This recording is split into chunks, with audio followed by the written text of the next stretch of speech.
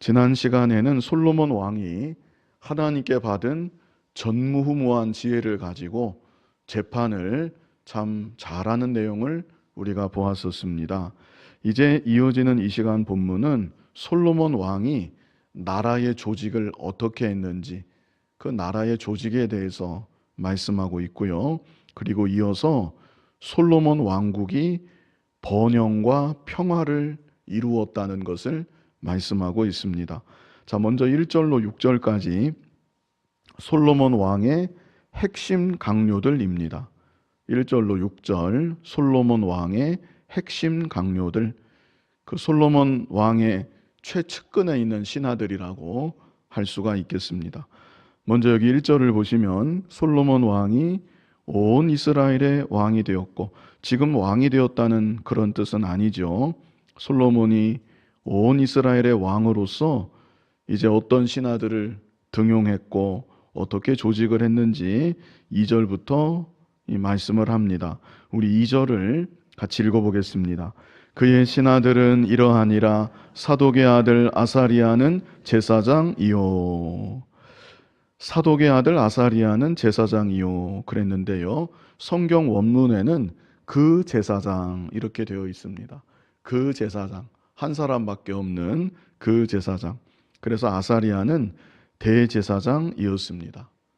대제사장 이름이 제일 먼저 나오는 거, 이것을 우리가 여기서 눈여겨 볼 필요가 있겠습니다. 이제 솔로몬의 핵심 강요들 그 리스트가 쫙 나오는데 제일 앞에 누구 이름이 나오는 겁니까? 대제사장. 대제사장의 이름이 제일 먼저 언급되고 있는 것입니다. 이것은 솔로몬 왕국이 제사 중심의 왕국이었다. 이 사실을 우리가 생각할 수 있겠습니다. 제사 중심, 오늘날로 하면 예배 중심, 예배 중심의 왕국이었다. 예배는 하나님께 드리죠. 그래서 예배 중심, 하나님 중심, 한 가지만 더 하자면 성전 중심. 솔로몬의 왕국은 예배 중심, 하나님 중심, 성전 중심의 왕국이었다는 것을 우리가 알 수가 있는 것입니다. 또 다르게 표현하면 세속적인 통치보다 하나님과의 관계를 최우선에 두었다. 우리가 이렇게도 말할 수 있겠습니다. 참고로 아버지 다윗은 어떻게 했는가? 아버지 다윗의 경우는 조금 달랐습니다. 그 아버지 다윗 왕의 핵심 강요들도 사무엘하 8장 15절부터 언급이 되어 있는데요. 그 조금 다르다는 것을 우리가 볼 수 있습니다. 자, 사무엘하 8장 15절로 17절까지. 사무엘하 8장 15절로 17절까지 한번 비교하는 의미에서 우리 같이 한번 15절부터 17절까지를 읽어보겠습니다. 다윗이 온 이스라엘을 다스려 다윗이 모든 백성에게 정의와 공의를 행할세 수르야의 아들 요압은 군사령관이 되고 아힐루스의 아들 여호사밧은 사관이 되고 아히두베의 아들 사독과 아비아달의 아들 아히멜렉은 제사장이 되고 스라야는 서기관이 되고. 자, 이름이 지나갔는데요. 제일 먼저 누구 이름이 나왔는지 확인을 하셨나 모르겠습니다. 핵심 강요 제일 먼저 요압의 이름이 제일 먼저 나왔습니다. 8장 16절을 한번 다시 보여주세요. 여기 16절 보시면 여기 보시는 대로 수르야의 아들 요압은 군사령관이 되고, 군사령관 요압이 제일 앞서 그 강요들 이름을 언급할 때 제일 먼저 나오는 것을 볼 수 있습니다. 다윗 왕국에서 가장 중요한 사람은 요압이었다는 것입니다. 가장 중요하고 비중 있는 사람 요압이었습니다. 그 다윗 왕 때는 전쟁을 워낙 많이 했기 때문에 군사령관의 그 위치가 매우 중요한 위치였다. 우리가 이렇게 볼 수가 있겠습니다. 그리고 그 다음에는 또 어떤 사람이 나옵니까? 여호사밧. 16절이에요 아직. 여호사밧. 여호사밧은 사관이죠. 자, 사관이라고 하는 것은 국가의 역사를 기록하고 보존하는 책임자입니다. 그런데 역사만 기록하고 보존하는 것이 아니라 지나간 역사를 근거로 해서 왕에게 정책을 조언하는 그런 역할도 이 사관이 했었습니다. 그래서 왕의 최측근으로 정책 참모라고 볼 수가 있겠습니다. 그래서 이게 서열순인데 다윗 왕국의 경우에는 군사령관, 그 다음에는 사관. 자, 이제 17절을 보시면 17절에 대제사장입니다. 여기도 역시 대제사장이 세 번째 나오는 것을 볼 수 있죠. 군사령관, 사관, 대제사장. 다윗 왕국의 서열순위였습니다. 그런데 솔로몬 왕국에서는 누가 제일 앞에 나온다고요? 대제사장. 대제사장이 제일 앞에 나옵니다.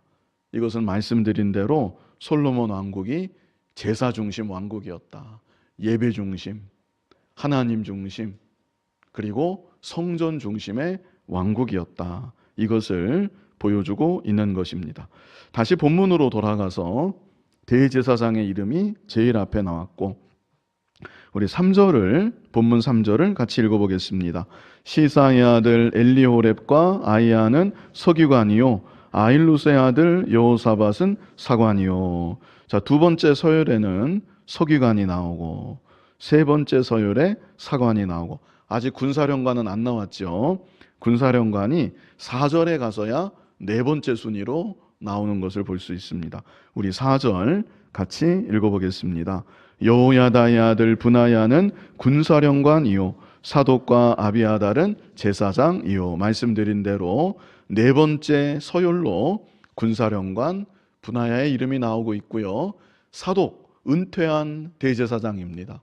은퇴했지만 그 이름을 예우 차원으로 봐야 될 것 같습니다. 여기 언급하고 있고, 아비아달의 경우에는 파면당한 대제사장이죠.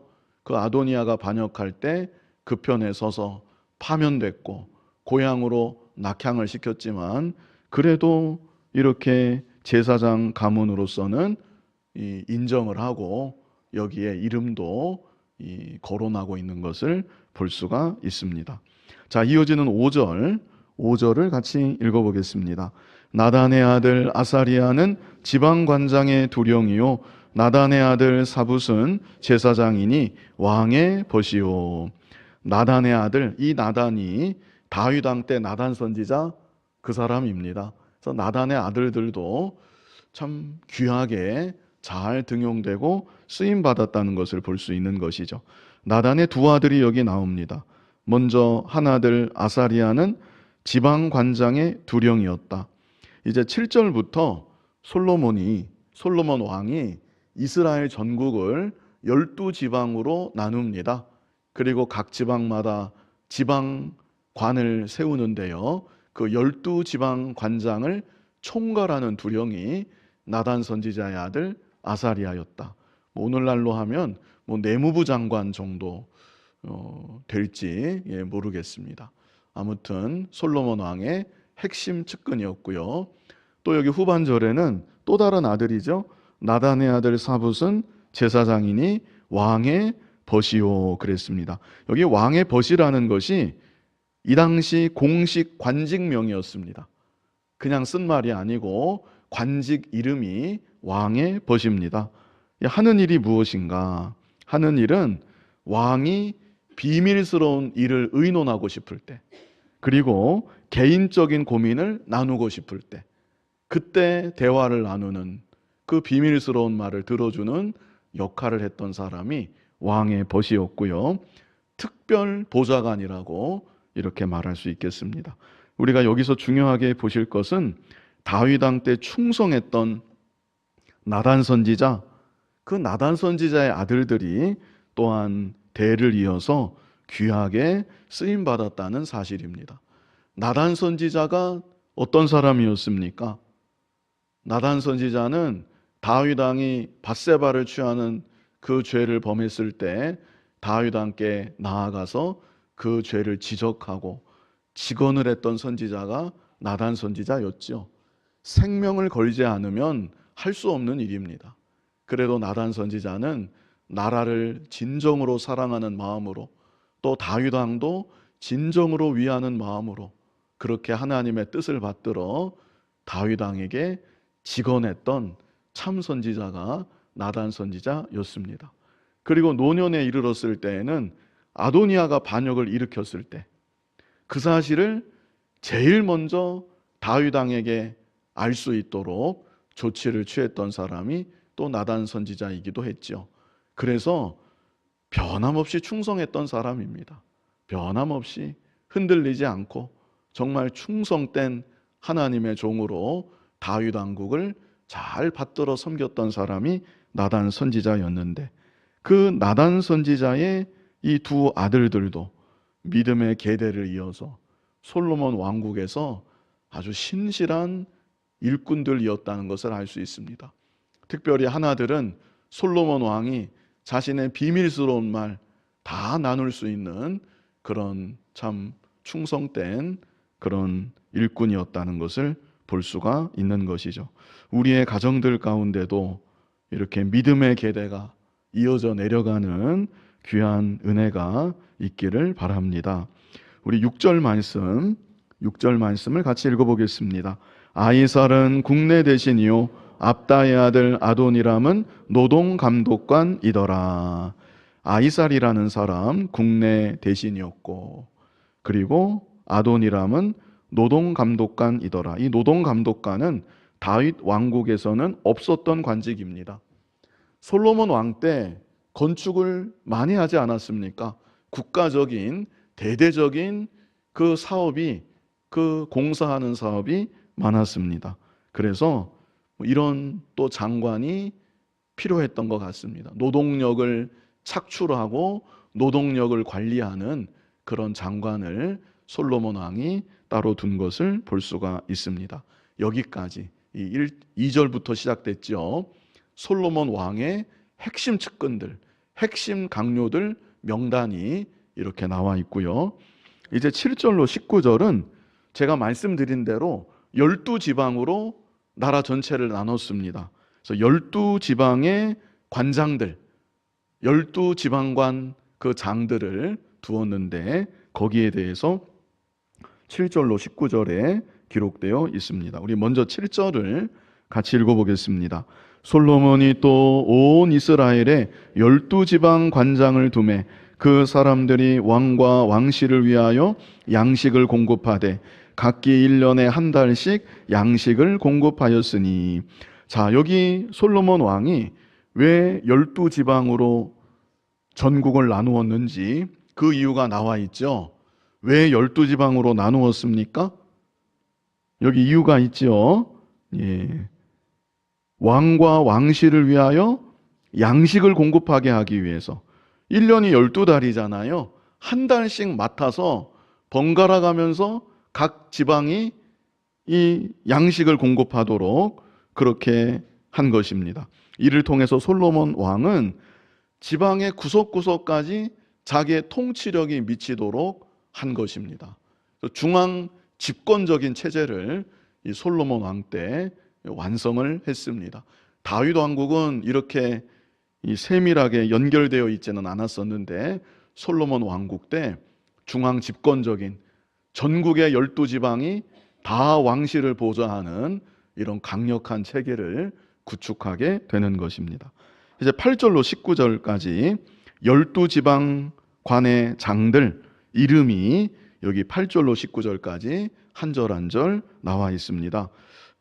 복잡하고 생소한 이름들이지만 우리 8절로 19절까지 12지방관 장의 이름들, 우리 8절로 19절 같이 읽어보겠습니다.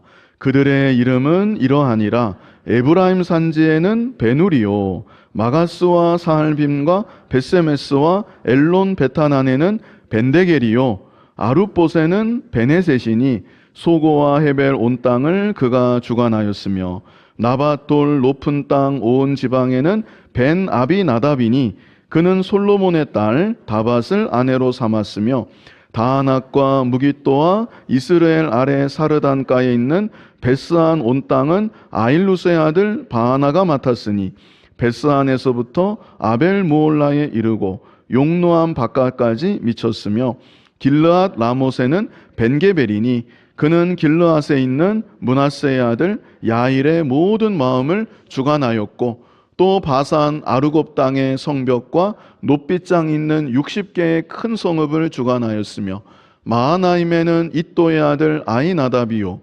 납달리에는 아히마아스이니 그는 솔로몬의 딸 바스맛을 아내로 삼았으며 아셀과 아롯에는 후세의 아들 바하나요 이사갈에는 바루아의 아들 여호사밧이요 베냐민에는 엘라의 아들 시므이요 아모리 사람의 왕 시온과 바사난 왕 옥의 나라 길르앗 땅에는 우리의 아들 게벨이니 그 땅에서는 그 한 사람만 지방 관장이 되었더라.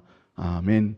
이렇게 12 지방 관장들 이름이 나왔고요. 특별히 11절하고 15절, 여기 11절 끝에 그는 솔로몬의 딸 다밧을 아내로 삼았다. 15절도 마찬가지입니다. 15절에 아히마아스가 나오는데 그는 솔로몬의 딸 바스맛을 아내로 삼았다. 솔로몬 왕이 자신의 딸을 지역의 유지들에게 시집을 보낸 것입니다. 그래서 지방의 협력을 이끌어내었다. 지방과의 관계를 돈독히 하고 사돈관계를 맺음으로 지방과의 협력도 돈독히 했다는 것을 우리가 보게 되는 것이죠. 이것은 이 두 가지는 대표적인 사례인 것이고 솔로몬 왕이 지방의 지방관들도 어떻게 해서든지 중앙에 관심을 갖도록 중앙 정치에 적극적으로 협력을 하도록 여러 가지 조치들을 취했다는 것을 우리가 충분히 생각할 수 있습니다. 일단은 두 딸을 이렇게 시집을 보내기도 하고 지혜롭게 중앙에 모든 관심이 집중되도록 이렇게 솔로몬이 정치를 하고 조직을 정비했던 것이죠. 이렇게 여기까지 이 솔로몬의 그 왕국의 조직에 대해서 말씀한 것이고요. 이제 이어지는 20절로 28절까지는 이런 조직과 체계 속에 솔로몬 왕국이 얼마나 풍요로웠는지 말씀합니다. 풍요로웠을 뿐 아니라 역사에 없었던 평화를 얼마나 누렸는지 풍요와 평화 거기에 대해서 20절로 28절까지 말씀합니다. 그래서 20절로 28절은 솔로몬 왕국의 풍요와 평화 이렇게 제목을 생각해 볼 수 있겠습니다. 솔로몬 왕국의 풍요와 평화. 우리 20절 말씀 같이 읽어보겠습니다. 유다와 이스라엘의 인구가 바닷가에 모래같이 많게 되매 먹고 마시며 즐거워하였으며. 여기 보시면 유다와 이스라엘의 인구가 어떻게 많게 되었다고 표현하고 있습니까? 바닷가에 모래같이 많게 되었다. 이거 어디서 많이 본 표현 아닌가요? 바닷가에 모래같이 많아진다. 이런 표현이 어디에 있었습니까? 하나님께서 아브라함에게 약속을 주실 때, 언약을 주실 때 장차 너의 후손이 바다에 모래같이 많아질 것이다. 장차 너의 후손이 하늘의 별과 같이 많아질 것이다. 이렇게 약속하신 바 있습니다. 이 솔로몬 때에서부터 보면 1000년 전의 약속입니다. 그런데 믿음의 조상 아브라함 때 했던 그 약속이 솔로몬 때 성취가 되었다. 20절이 그것을 말씀해 주고 있는 것입니다. 그뿐 아닙니다. 여기 21절을 보면요. 21절 우리 같이 읽어보겠습니다. 솔로몬이 그 강에서부터 블레셋 사람의 땅에 이르기까지와 애굽 지경에 미치기까지의 모든 나라를 다스림으로 솔로몬이 사는 동안에 그 나라들이 조공을 바쳐 섬겼더라. 자, 이것은 지금 영토를 말하고 있는데요. 광활한 영토입니다. 여기 그 강은 유브라데 강이에요. 유브라데 강에서부터 블레셋 사람 땅을 지나서 어디까지 갑니까? 어디까지 가요? 애굽 지경까지. 아니 이스라엘 백성들이 출애굽해서 광야길을 걷고 가나안 땅에 왔잖아요. 그런데 그 가나안 땅 유브라데 강은 북서쪽이거든요.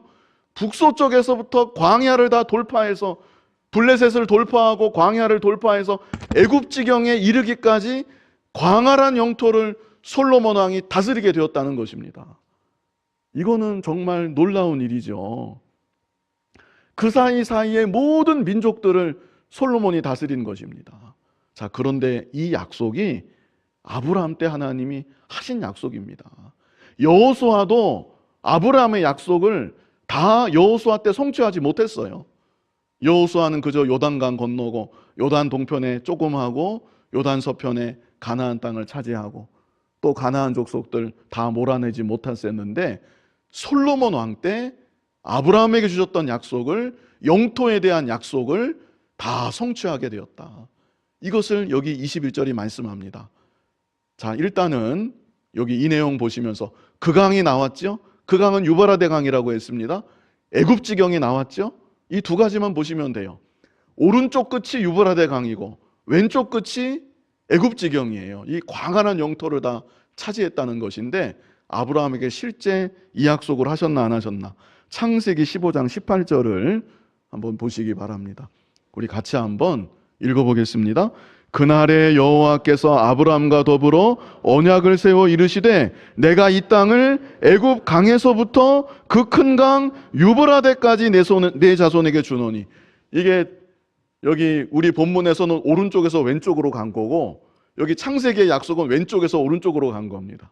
자, 아무튼 여기 경계가 같은 경계가 나왔어요. 애굽 강에서부터 큰 강 유브라데까지, 북서쪽, 이 북동쪽, 남서쪽. 제가 말씀을 잘못 드렸네요. 애굽 강에서부터 큰 강 유브라데까지 아브라함에게 일찍이 이런 약속을 하신 바 있었는데, 이 약속이 솔로몬 왕 때 비로소 다 성취가 되었고, 그 수많은 나라들이 솔로몬 그 왕국에 조공을 바쳤다는 것입니다. 그래서 솔로몬 왕국이 얼마나 풍족했는지 22절부터 말씀하고 있습니다. 우리 본문 22절을 같이 읽어보겠습니다. 솔로몬의 하루의 음식물은 가는 밀가루가 30고루요 굵은 밀가루가 60고루요. 고루가 뭔가? 고루. 한 고루가 약 220리터입니다. 한 고루가 약 220리터. 이게 쉽게 생각하면 그 드럼통 있죠. 드럼통. 드럼통 아시죠? 예. 드럼통 다 보시지 않았나요? 예. 도라무통. 예. 드럼통. 이 드럼통이 200리터입니다. 그게. 한 드럼이 200리터입니다. 그런데 한 고루는 한 드럼보다 20리터가 더 많은 거죠. 그래서 얼추 한 드럼통 정도 생각하시면 돼요. 솔로몬의 하루 음식물이 곡식의 경우 가는 밀가루가 30고루였다. 220리터짜리가 30개였다. 드럼통 200리터짜리 그 30개 생각하시면 되고, 굵은 밀가루는 60고루였다. 어마어마한 양이죠. 그리고 23절을 같이 읽어보겠습니다. 살찐 소가 10마리요 초장의 소가 20마리요 양이 100마리이며 그 외에 수사슴과 노루와 암사슴과 살찐 새들이었더라. 살찐 소가 10마리, 이게 매일마다 양식입니다. 날마다 이렇게 말하자면 차렸다는 겁니다. 살찐 소가 10마리, 초장의 소는 초원에 풀어놓고 키우는 소를 말합니다. 그러니까 외양간에 있는 살찐 소는 10마리, 초장에 풀어놓고 키우는 소는 20마리, 양은 100마리. 그리고 그 다음에는 이거는 뭐 개수도 안 했습니다. 수사슴과 노루와 암사슴과 살찐 새들.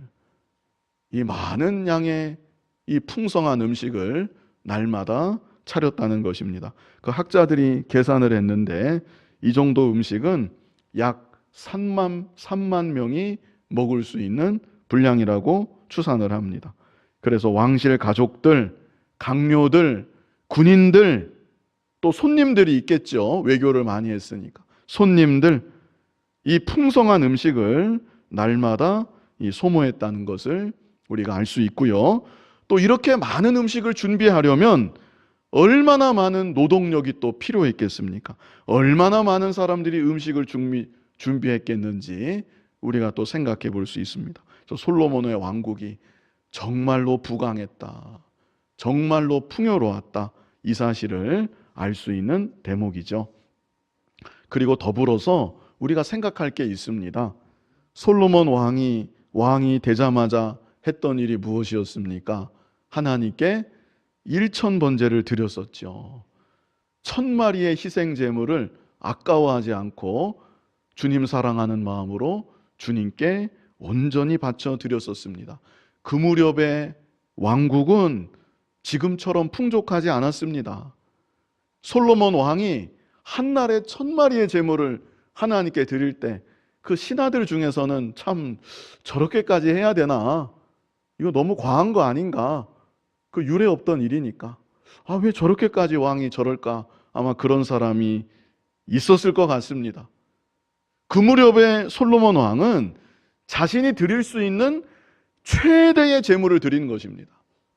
힘을 다해서, 정성을 다해서 최대의 제물, 최상의 제물 이렇게 하나님께 바쳐드리면서 그 무렵의 솔로몬 왕은 전폭적으로 헌신을 했던 것이죠. 자, 그런데 그렇게 해서 그 결과 나라가 어려워졌는가? 그래서 나라가 어려워졌습니까? 솔로몬 개인이 그렇게 해서 어려워졌는가? 그렇지 않다는 것이죠. 주님을 사랑해서 1000마리 제물도 아까워하지 않고 온전히 하나님께 바쳐드렸을 때 하나님께서 솔로몬 왕국이 날마다 이렇게 풍성한 음식을 차려도 모자라지 않을 만큼 날마다 이 많은 양식을 풍성히 채워주셨다는 사실을 우리가 볼 수 있는 것입니다. 그리고 이 시간 본문에서도 제일 앞에 부분에서 보았지요. 솔로몬 왕은 핵심 강료들을 세울 때에도 대제사장을 가장 중요한 자리에 세웠습니다. 제사 중심, 예배 중심, 하나님 중심, 성전 중심으로 나라를 이루고자 했던 것이고 이런 중심을 하나님께서 기쁘게 보셨다. 우리가 이 사실을 또한 생각해 볼 수 있겠습니다. 자, 이렇게 솔로몬 왕국이 풍요로웠고요. 풍요롭기만 한 것이 아니었습니다. 24절 같이 읽어보겠습니다. 솔로몬이 그강 건너편을 딥사에서부터 가사까지 모두 그강 건너편의 왕을 모두 다스림으로 그가 사방에 둘린 민족과 평화를 누렸으니 풍요롭기만 한 것이 아니라 전례 없던 유례 없던 큰 평화를 누렸습니다. 이스라엘을 둘러싸고 있는 사방의 모든 민족과 평화를 누렸다. 사실은 솔로몬이 다 다스렸습니다. 이들이 다 솔로몬에게 굴복했고 이들과 더불어서 이스라엘 역사에 유례가 없는 큰 평화를 솔로몬 왕국 때 누리게 되었던 것이죠. 그래서 25절을 보시면요, 우리 같이 읽어보겠습니다. 솔로몬이 사는 동안에 유다와 이스라엘이 단에서부터 브엘세바에 이르기까지 각기 포도나무 아래와 무화과나무 아래에서 평안히 살았더라. 모든 백성들이 단에서부터 브엘세바까지, 말하자면 백두에서부터 한라까지 모든 백성들이 다 각기 포도나무가 있습니다. 무화과나무가 있습니다. 모든 백성들이 그 아래에서 풍요를 누리고 평안을 누리고, 참 이거 동화 같은 얘기입니다. 동화 같은 얘기가 솔로몬 왕국 때 실현이 되었다는 것. 풍요로운 세상, 평화로운 세상, 이런 왕국이 솔로몬 왕 때 이루어졌습니다. 자, 그런데 26절로 28절은 풍요와 평화 중에도 그림자가 있다. 예. 인간은 온전할 수가 없고 인간이 세운 왕국, 물론 하나님이 역사하여 주시는 왕국이지만 이 땅의 왕국은 온전하지 못한 것입니다. 그래서 26절로 28절은 그림자가 보입니다. 빛 가운데 그림자도 여기 있는 것을 우리가 보게 되는데요. 우리 먼저 26절을 같이 읽어보겠습니다. 솔로몬의 병거의 말 외양간이 4만이요 마병이 12,000명이며. 자, 병거의 말 그랬죠? 이스라엘은 예로부터 병거가 없었어요. 그런데 솔로몬 왕 때 강력한 병거 부대를 구축을 합니다. 그래서 여기 보시면 병거의 말 외양간이 4만이다. 말이 4만이 아니고 외양간이 4만 개가 있었다. 마병은 12,000명이었다. 강력한 기마대까지 솔로몬 왕 때 구축을 했던 것이죠. 자, 그런데 이 세상적으로 보면 참 좋아 보이고 강력해 보이는데 신명기 17장 16절에 왕에 대한 명령을 하시면서 이런 명령이 있습니다. 우리 같이 한번 읽어보겠습니다. 그는 병마를 많이 두지 말 것이요 병마를 많이 얻으려고 그 백성을 애굽으로 돌아가게 하지 말 것이니 이는 여호와께서 너희에게 이르시기를 너희가 이후에는 그 길로 다시 돌아가지 말 것이라 하셨음이며. 이게 하나님의 법에 있는 규례입니다. 왕에게 주신 규례. 이스라엘의 왕은 병마를 많이 두면 안 된다. 병마를 얻으려고 그렇게 노력해서도 안 된다. 이게 하나님의 법이에요. 그래서 솔로몬 왕은 이 법을 어긴 것이죠. 그 아버지 다윗의 경우 이런 믿음의 고백을 한 일이 있습니다. 시편 20편 7절, 그 아버지 다윗의 고백입니다. 우리 같이 한번 읽어보겠습니다. 어떤 사람은 병거, 어떤 사람은 말을 의지하나 우리는 여호와 우리 하나님의 이름을 자랑하리로다. 아멘. 이게 아버지 다윗 왕의 정말 절절한 믿음의 고백이었습니다. 어떤 사람은 병거를 의지하고 어떤 사람은 말을 의지하지만 우리는 여호와 우리 하나님의 이름을 자랑하리로다. 아버지 다윗 왕은 이 믿음과 고백을 가지고 일생 전쟁을 하고 왕국을 이루어 나아갔던 것이죠. 근데 아들 솔로몬은 과연 이 고백을 할 수 있을까? 네? 물론 믿음으로 이런 고백할 수도 있겠지만 이런 고백을 하기가 부끄럽지 않겠습니까? 정말 절절한 고백을 할 수 있을까? 이렇게. 그러기에는 병거가 너무 많습니다. 말도 너무나 많습니다. 다른 어느 나라랑 비교할 때 뒤지지 않는 강력한 기마대가 솔로몬 때 있었고 강력한 병거 부대가 솔로몬 때 있었습니다. 지금은 괜찮을지 몰라도 솔로몬이 인간이기 때문에 차츰차츰 그 믿음이 하나님만 전적으로 의지하는 그 절대적인 믿음에서 멀어져 갈 것이다. 이것을 우리는 이 대목에서 생각할 수 있습니다.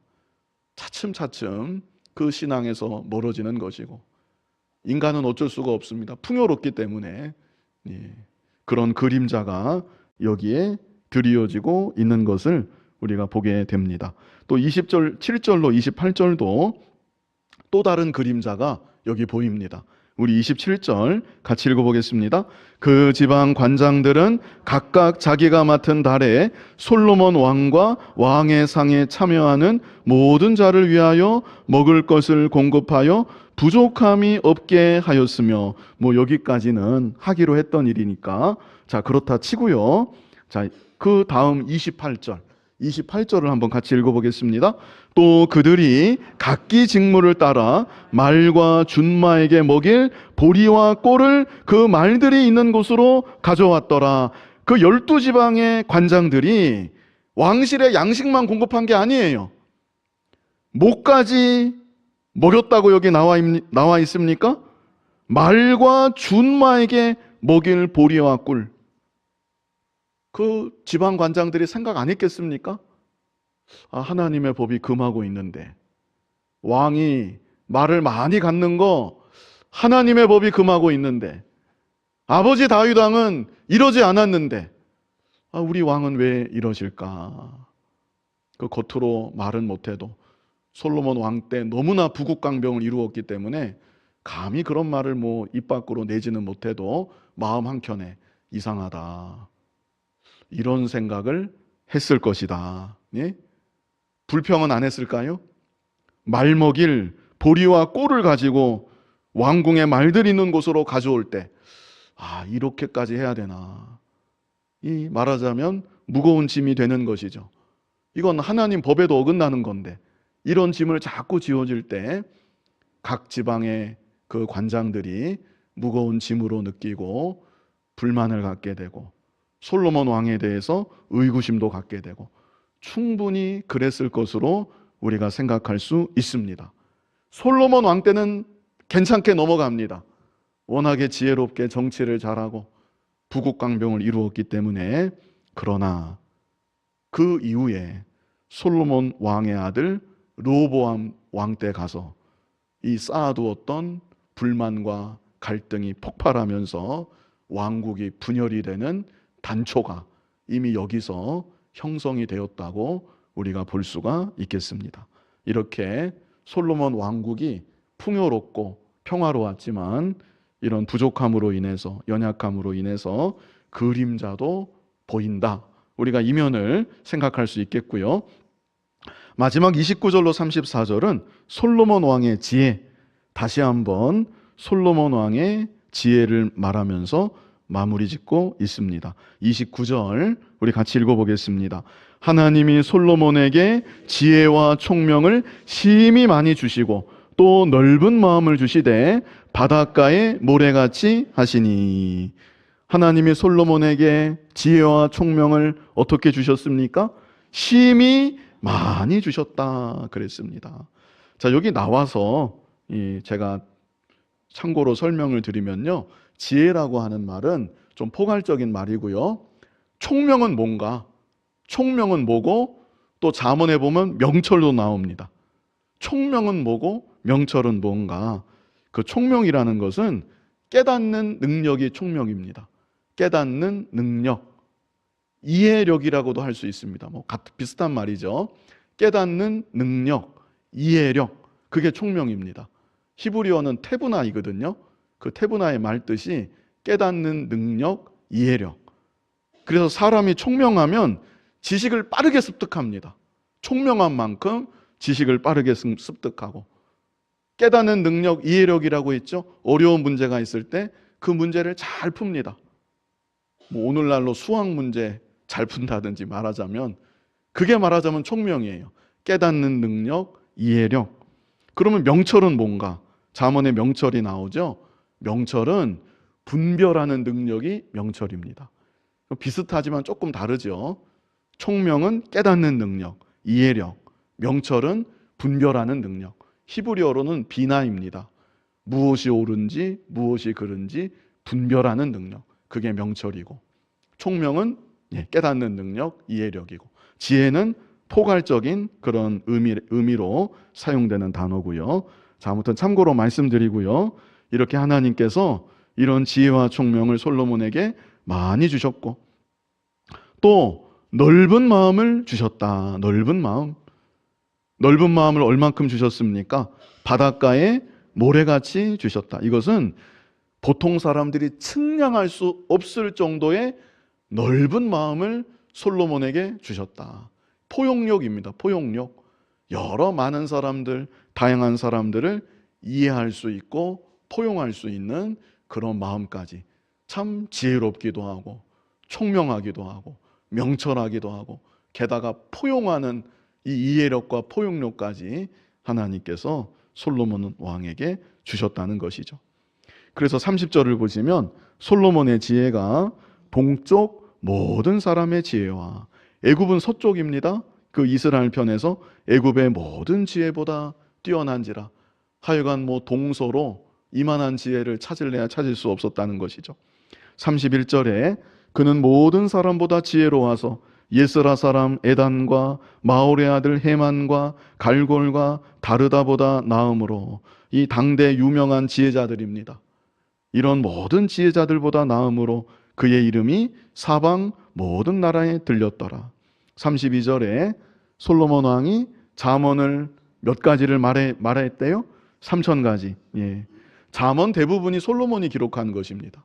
기록된 잠언 말고도 기록되지 않은 성경 말씀은 아니지만 격언과도 같은 많은 말들 3,000가지를 솔로몬이 만들었다. 그래서 제가 생각하기는, 왜 우리 동양에도 격언이 있고 서양에도 속담이 있잖아요. 그 많은 그 원천이 그 솔로몬 왕이 한 말이 아니겠는가, 그런 생각을 해봐요. 잠언에도 있지만 이건 성경 말씀이고 감동된 성령의 감동으로 기록된 말씀이고, 그 외에도 3,000가지의 잠언을 말했으니까 얼마나 많은 그런 격언들을 솔로몬이 남겼는지 알 수 있죠. 노래도 졌습니다. 노래는 얼만큼 지었습니까? 1005편.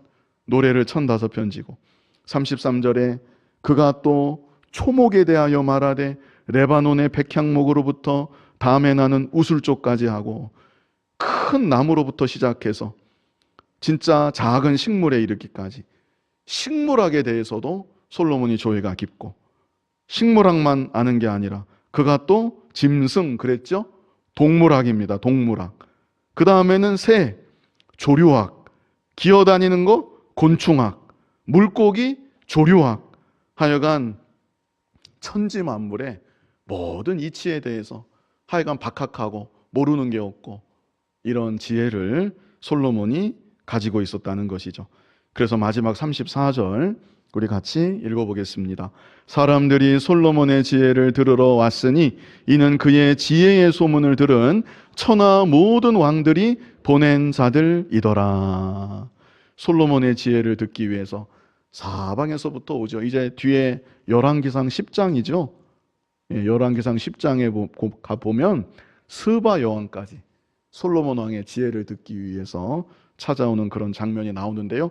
여기 34절에도 중요한 의미가 있는데 열왕기상 10장에 가서 말씀드리기로 하고요.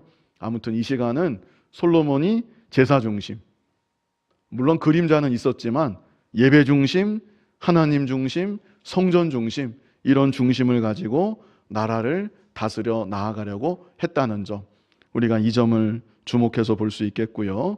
또 솔로몬이 일찍이 하나님께 일천 번제를 아낌없이 드렸고 또 주님을 위해서 구했습니다. 자기를 위해서 구하지 않고 주님을 위해서, 주님의 나라를 위해서 하나님 앞에 지혜를 구하였을 때 하나님께서 그 결과로, 그 열매로 나라를 얼마나 풍요롭게 하셨는지, 얼마나 평화롭게 하셨는지 우리가 이 사장을 통해서 확인할 수가 있는 것입니다. 물론 불완전하고 그림자도 있었습니다. 자, 그러나 이 솔로몬 왕국은 메시아가 이루어 가실 하나님 나라와 가장 가까운 모형이었다. 우리가 이면을 생각할 수 있습니다. 오늘날 교회가 천국을 예표하지요. 교회가 얼마나 불완전합니까? 여러 가지 문제도 많고. 하지만 신약 교회가 천국을 예표합니다. 하나님의 나라를 예표합니다. 마찬가지로 구약 시대는 이스라엘이 천국을 예표하고 그 천국과 가장 가까운 모형은 누구 때였는가? 솔로몬 왕 때였다. 솔로몬 왕국이 천국에 가장 근접한 모형이었다. 우리가 이면을 생각할 수가 있습니다. 얼마나 풍요로웠고 얼마나 평화로웠는가. 우리가 이면을 생각하게 되지요. 정말 동화 같은 얘기가 솔로몬 왕 때 이루어졌었는데 주께서 이루어 가시는 주님의 나라, 우리가 장차 들어갈 하나님의 나라는 솔로몬 왕국에 비하겠습니까? 솔로몬 왕국과 비교할 수 없을 만큼 더욱 풍요롭고 더욱 평화로운 세계라는 것을 우리가 믿음의 눈을 뜨고 바라봐야 되는 것이죠. 그 나라를 사모하면서 우리는 완전하신 왕 예수님을 나의 왕으로, 나의 주님으로 삼고 날마다 잠시 이 세상 살아가는 동안 천국을 바라보면서 예배 중심, 하나님 중심, 또 교회를 사랑해서 교회 중심의 삶을 힘써 살아가는 저와 여러분 될 수 있기를 간절히 바랍니다. 하나님 아버지, 솔로몬 왕국의 그 모습도 참 너무나 풍요로웠고 평화로웠는데 장차 우리가 들어갈 하나님의 나라는 어떠할지 믿음의 눈을 뜨고 더욱 사모하고 바라보는 우리들이 되게 하여 주시옵소서. 잠시 이 세상 살아가는 동안 만왕의 왕이신 예수님을 참으로 나의 왕으로 고백하며 나의 주님으로 고백하며 주님을 나의 왕으로, 나의 주님으로 온전히 믿고 섬기며 예배 중심, 하나님 중심의 삶을 일생 살아가는 우리들 모두가 되게 하여 주시옵소서. 예수님 이름으로 기도하옵나이다. 아멘.